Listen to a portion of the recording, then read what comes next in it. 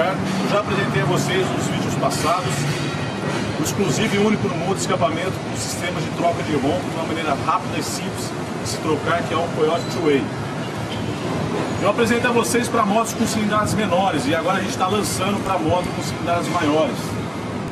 Eu sei que muitos vão perguntar, poxa, mas nas motos menores a peça ela é um pouco menor. Por que isso?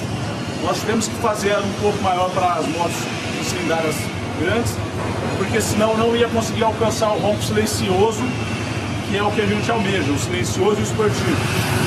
Eu vou ligar para vocês agora, lembrando que ela está no rompo esportivo, depois eu vou fazer a troca para o silencioso e voltar para o esportivo para vocês perceberem a troca. Presta atenção tanto que está bacana.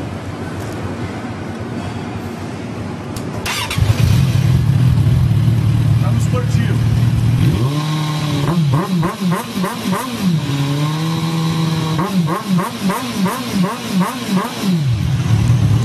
Agora o tanto que é rápido e simples de trocar para o silencioso, com a chavinha.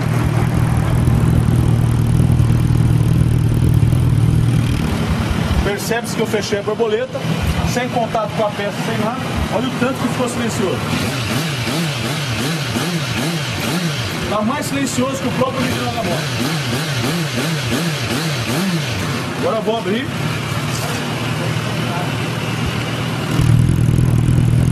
Abriu a borboleta, voltou para o esportivo.